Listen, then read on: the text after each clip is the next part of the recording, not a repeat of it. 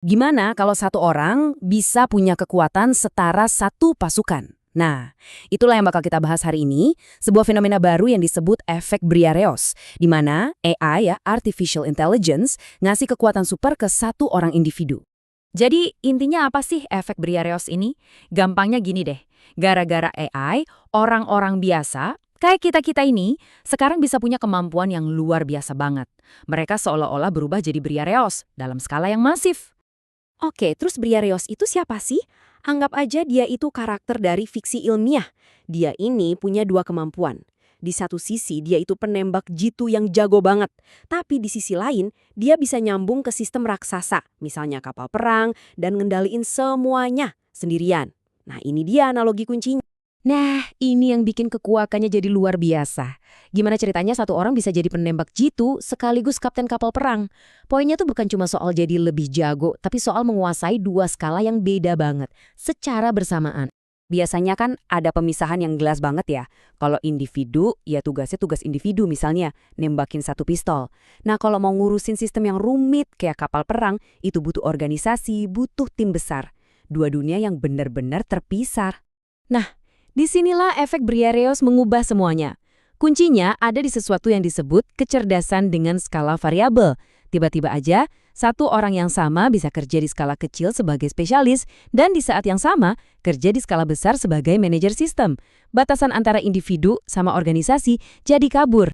Oke, mungkin kedengarannya masih kayak fiksi ilmiah ya. Tapi, gimana kalau saya bilang ini tuh udah terjadi? Yuk kita lihat satu studi kasus nyata yang nunjukin skala yang dulu kita anggap mustahil. Studi kasus kita ini fokus ke satu orang aja, seorang dokter gigi. Dengan bantuan AI, coba kita lihat apa yang bisa dia hasilkan cuma dalam waktu 3,5 bulan. Dan ingat ya, semua ini dikerjain sama satu orang. Lihat angka pertama ini. Dalam 3,5 bulan, dia bikin 800 video. Itu artinya lebih dari 7 video setiap hari tanpa henti. Coba bayangin deh, volume produksi segitu banyaknya dari satu orang. Dan video-video itu bukan cuma dibuat, tapi beneran ada yang nonton.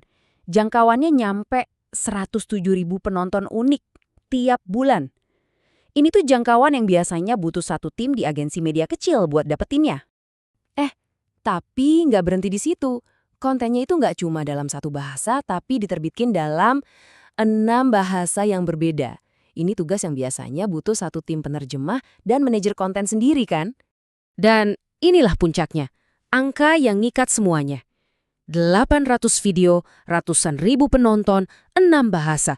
Semuanya dilakukan oleh satu orang. Nah, inilah efek Briareos dalam aksi nyata. Jadi, apa artinya semua angka-angka gila ini? Ini bukan soal untung-untungan atau satu video kebetulan viral, bukan. Ini nunjukin sesuatu yang baru banget. Kemampuan reproduksi non-manusia. Bedanya tuh kayak gini, ini bukan kayak 100 tangan yang ngelempar batu secara acak, tapi 100 tangan yang semuanya membidik dulu dengan presisi sebelum ngelempar. Pertanyaannya sekarang, gimana ini semua bisa mungkin terjadi? Nah, di bagian ini kita bakal bedah mekanismenya. Gimana caranya AI bisa ngeruntuhin batasan-batasan skala yang selama ini ngebatasin kita sebagai manusia. Coba deh lihat tabel ini. Dulu itu kan ada banyak banget tembok penghalang. Mau bikin konten dalam 6 bahasa, wah biayanya mahal banget buat terjemahan. Mau jadi ahli di banyak bidang, butuh belajar bertahun-tahun. Mau produksi massal, manusia kan ada capeknya. Terus AI datang dan ngerobohin semua tembok ini satu persatu. Yang tadinya mustahil sekarang jadi biasa aja. Metafora yang paling pas buat ngegambarin ini tuh, AI jadi semacam sistem saraf eksternal. Jadi, AI yang ngerjain semua kerjaan beratnya, nerjemahin, ngejadwalin, produksi, biar kita manusianya bisa fokus ke hal yang paling penting, strategi. Jadi kita udah nggak mikirin gimana cara ngelemparnya, tapi apa yang mau dilempar dan kemana targetnya. Tapi, kekuatan sebesar ini tentu ada harganya. Sekarang kita beralih ke sisi lain dari koin ini. Semacam peringatan buat para titan-titan baru yang mulai bermunculan. Hasilnya adalah munculnya sebuah entitas yang benar-benar baru. Seseorang yang secara fisik ya cuma satu orang, tapi kalau kita lihat bayangannya, yaitu output dan pengaruhnya, dia itu bertindak kayak sebuah kompleks media raksasa. Dan ini nimbulin tantangan psikologis yang cukup aneh. Waktu angka-angka di layar Anda meroket, perasaan pribadi Anda tuh seringnya ketinggalan. Rasa kepemilikan, perasaan, wah ini hasil kerja kerasku, itu bisa pelan-pelan pudar. Standar pencapaian yang selama ini kita kenal sebagai manusia, jadi nggak relevan lagi. Terus gimana dong caranya biar kita nggak kehilangan diri dalam proses ini? Ada satu nasihat yang kedengarannya simpel, tapi dalam banget. Di tengah kemampuan kita ngendaliin 100 tangan robot, jangan lupa untuk sesekali lakuin sesuatu dengan cara lama. Ambil satu batu, lempar pakai satu tangan. Kerjain sesuatu secara manual, biar kita bisa ngerasain lagi prosesnya.